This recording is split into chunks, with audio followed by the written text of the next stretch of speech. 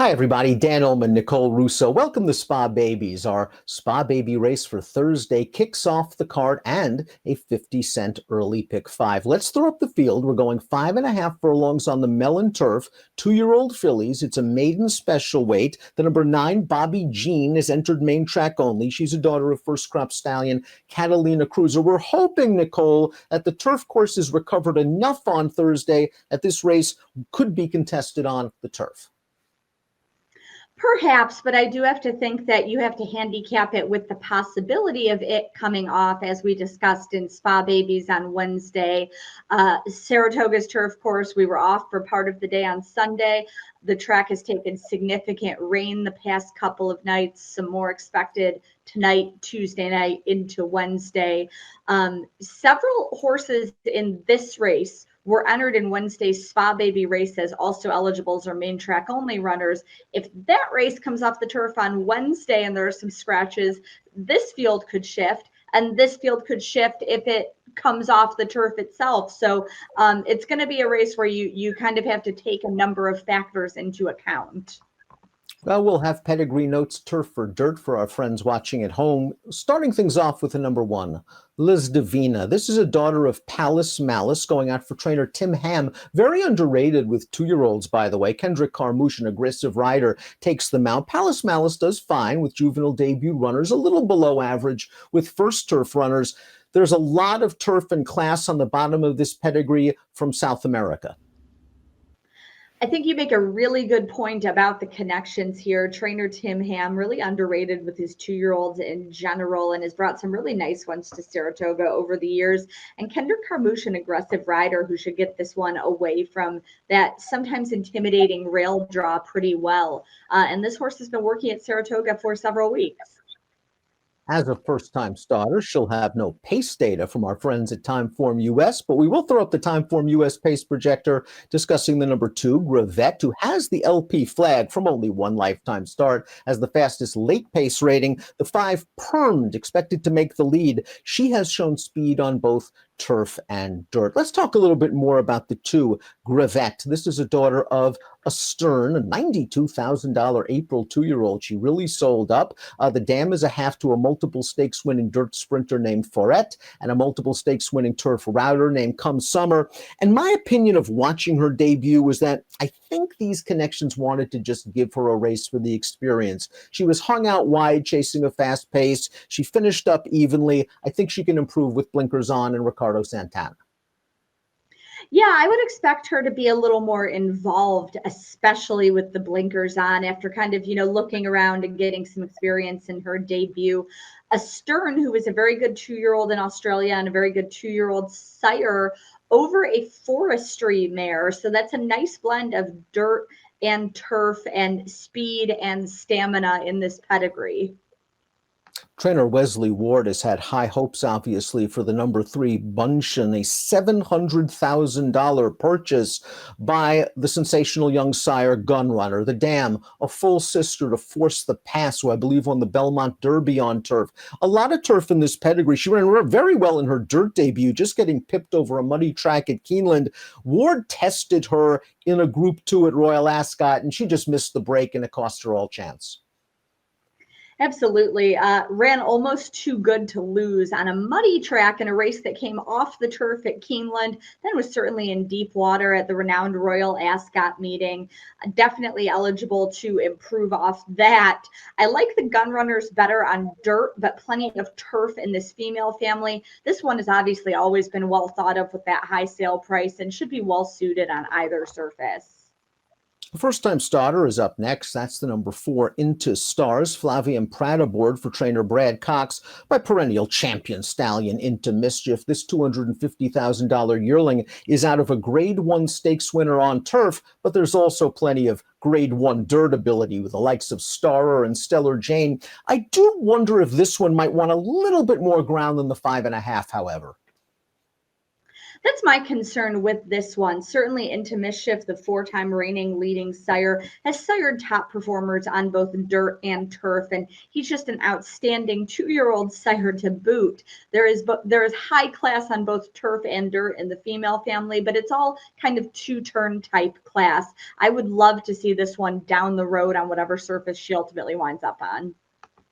Let's watch the number 5 Perms turf debut. She ran quite well. She was chasing a quick interior fraction, according to our friends at Timeform US, and she just couldn't get to this gate-to-wire winner while looking just a little bit green in the stretch. Perhaps that greenness and immaturity is one of the reasons why Todd Pletcher's going to add blinkers for our Spa Baby race on Thursday. It appears she has the speed to get to the front. Absolutely. And she's been green, which I think you make a good point about the blinkers, but she's been very willing in both of her efforts while having good experiences on both surfaces. I like the way she runs. I like the way she finishes her races. She just seems, willing to be a racehorse and enjoying the job. And she just needs to get over the top a little bit here.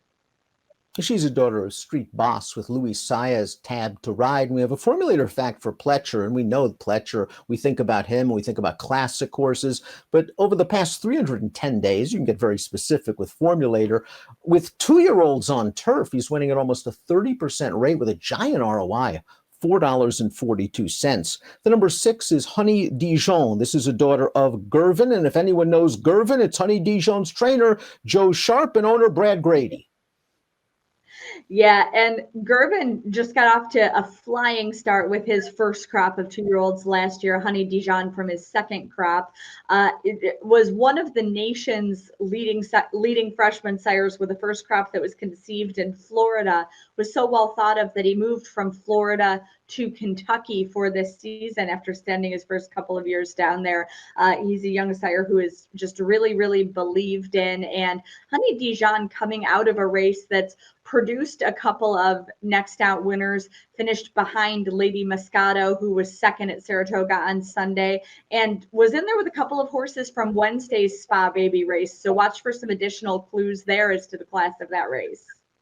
And not only do you see the dirt influences on the female side of the family, but this is just a wonderful and classy Phipps female family Versailles treaty. So if this race is washed off, Honey Dijon, with the prior dirt experience over this track and a dirt pedigree, looks like a strong contender. If it's on turf, we have a formulator fact for Joe Sharp. Dirt to turf 2-year-olds, 26%, a $2.78 return on investment. The number 7, My Starship, has started twice on dirt. She is a daughter of Catalina Cruiser, a $30,000 buyback in March. She is a half to a multiple stakes winning sprinter on multiple surfaces, and the second dam was a multiple grade 3 stakes winning turf sprinter. So there's sprintability here.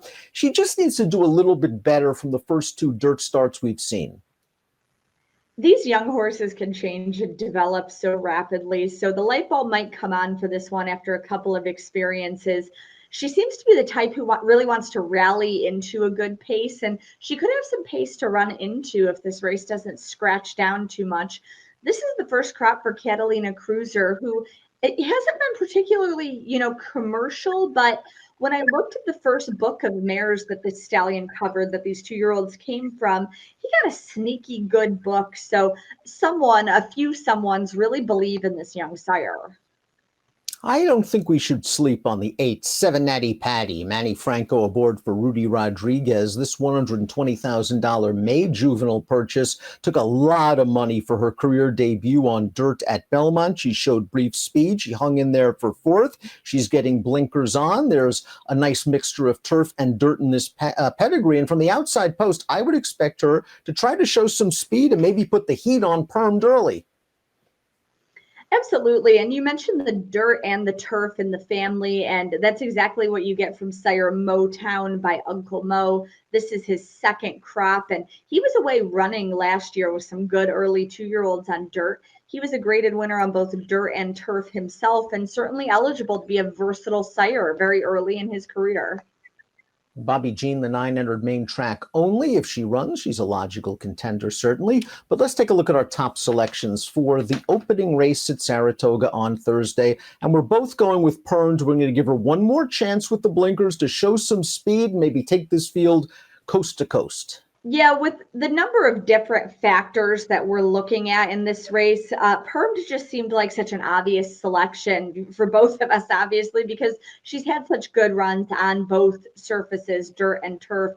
As I said, I like, kind of the attitude she seems to show, that she's been very willing in both, and putting the blinkers on might get her, sort of over the top for Todd Fletcher. I have a feeling she doesn't need the lead. I think the 3 Bunchen with a more alert break is going to show speed for Wesley Ward. Maybe Perm will be tracking that one intently when the real racing commences. 5-3-6-7 for Nicole, 5-2-1-3 for me. It's Thursday, Spa Babies kicking off the card with race number 1. Good luck.